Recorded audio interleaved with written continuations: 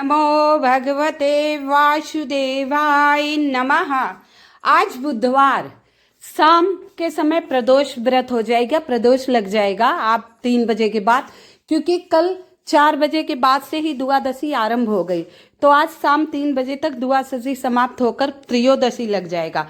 और प्रदोष व्रत तभी किया जाता है जब प्रदोष काल में प्रदोष पड़ता है। तो आज ही प्रदोष व्रत किया जाएगा। इसकी पूजा संध्या काल में प्रदोष के समय किया जाएगा। आज इसमें कुछ विशेष उपाय छोटे छोटे बताऊंगी जिसे प्रदोष काल में आपको करना है। प्रदोष काल शाम 6 बजे से 8:30 तक रहेगा। तो आप ये समय बड़ा होने लगा, आप सूर्यास्त से 45 मिनट पहले और सूर्यास्त के 45 मिनट तक रहता है। लेकिन प्रदोष के बाद भी आप भोले बाबा की पूजा कर सकते हैं, क्योंकि अब बाबा का 24 घंटे पूजा होती है, तो आप किसी भी समय कर सकते हैं। आइए उपाय की तरफ चलते हैं। उपाय के लिए हमें 1 लोटा तांबे के लोटे में जल भरना है, जो आप अपने ही रसोई घर से भरेंगे।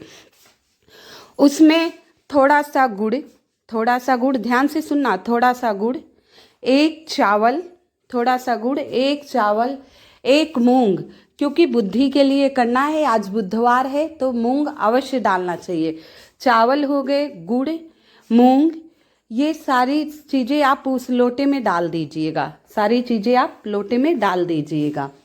इसके बाद आप ये जल शिव मंदिर चले जाइएगा लेकर, और एक गोल बत्ती का दीपक ले लीजिएगा।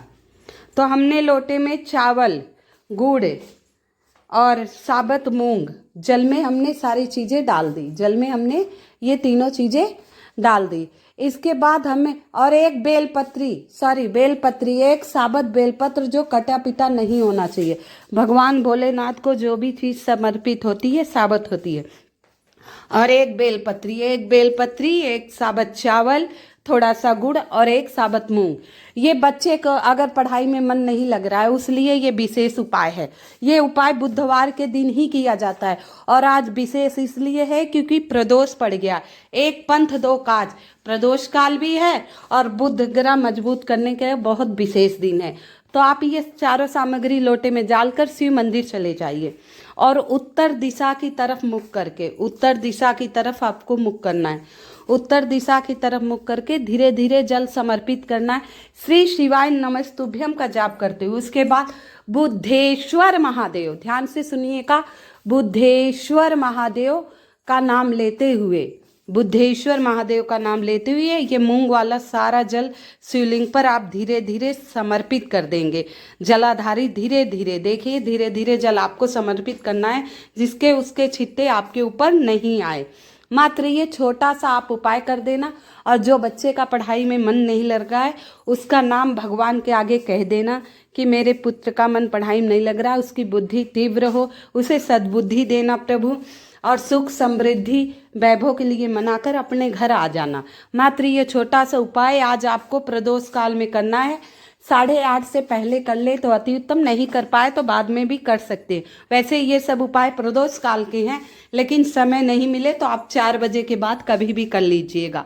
और बहुत ही विशेष छोटा सा एक उपाय और बताऊंगी, जिसे करने मात्र से आपका सर्वदा कल्याण होगा। तो वह उपाय बताने से पहले आप सभी से निवेदन है, जो भगवान भोलेनाथ के परम भक्त हैं, कृपया मेरी चैनल को सब्सक्राइब एवं लाइक अवश्य कर दीजिएगा, और कमेंट में हर हर महादेव जरूर लिख दीजिएगा। भगवान भोलेनाथ सब पर कृपा बनाए रखे। आइए दूसरा उपाय है, बहुत ही विशेष, बहुत ही सुंदर, क्योंकि बुधवार का दिन है, प्रदोष का है, तो दुर्वा वाला उपाय तो हमें अवश्य ही करना चाहिए। तो आज 11 दुर्वा ले लीजिए, टूटे फूटे नहीं होने चाहिए, सफ़ेद दुर्वा भी चलेगा। 11 दुर्वा ले लीजिए, और ओम श्री गणेशाय का जाप करते हुए उन दुर्वा में आपको गांठ बांधनी है, बांध देनी है। श्री ओम नमः शिवाय का भी जाप कर सकते हैं, श्री गणेशाय का भी। और इसके बाद आप शिव परिवार, शिव मंदिर, ये देखिए शिव मंदिर है, शिव परिवार गणेश जी हैं प्रभु के दाहिनी तरफ।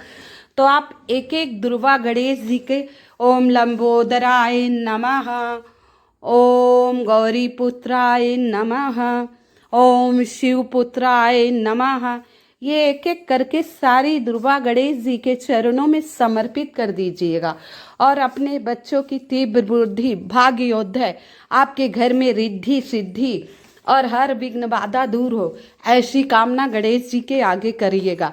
मात्र ये छोटा सा उपाय आप किसी भी बुधवार को गणेश चतुर्थी के दिन विशेष कर सकते। ये उपाय करने से बहुत ही लाभ होगा और दुर्वा तो हर जगह मिल जाती है।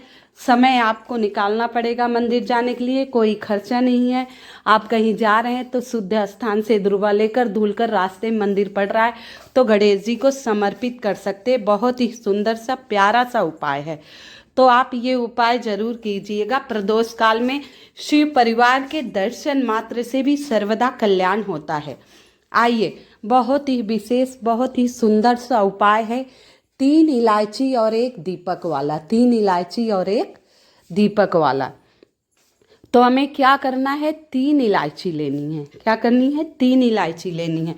ध्यान रखना, इलायची टूटी फूटी कटी पिटी नहीं होनी चाहिए।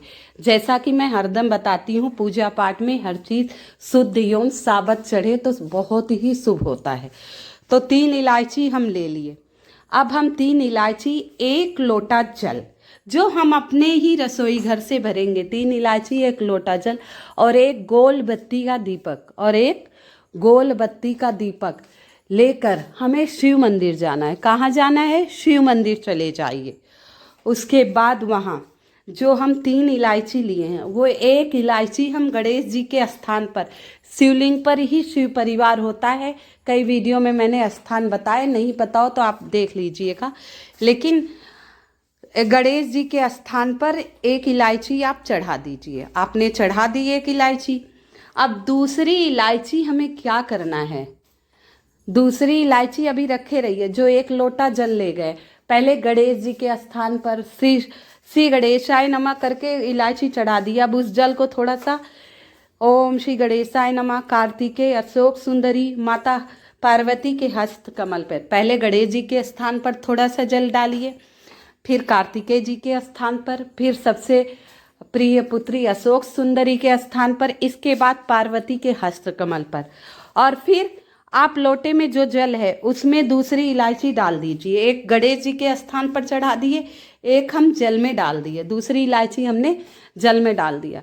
और फिर उत्तर दिशा की तरफ मुख करके श्री शिवाय नमस्तुभ्यम का अवधूतेश्वर महादेव का नाम लेकर, अवधूतेश्वर महादेव का नाम लेकर ये आपको जल शिवलिंग पर धीरे धीरे इलायची वाला जल समर्पित कर देना है। अवधूतेश्वर महादेव का नाम लेकर, अवधूतेश्वर महादेव का नाम लेकर सर समर्पित कर दीजिए।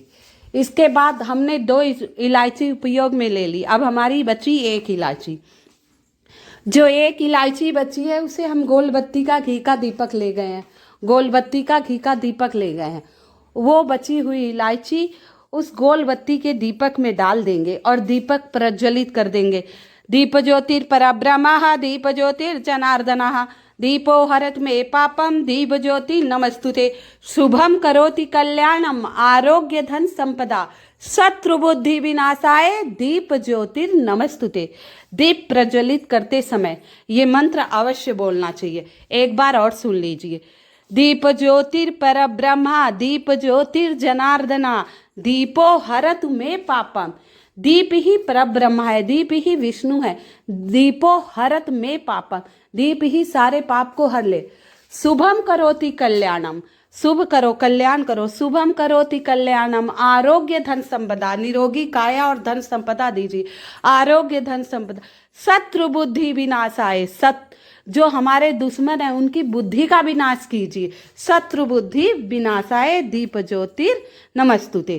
तो ये मंत्र जाप करने मात्र से बहुत ही कल्याण होता है। हर प्रकार की सुख समृद्धि आती है, हमारे शत्रुओं का बुद्धि का नाश होता है, हमारे मित्र बनते हैं, हमारे घर में सुख समृद्धि शांति है। तो ये दीपक हम प्रज्वलित कर दिए और वहीं बैठकर 2 मिनट तक श्री शिवाय नमस्तुभ्यम का आपको जाप करना है। श्री शिवाय नमस्तुभ्यम का जाप कीजिए।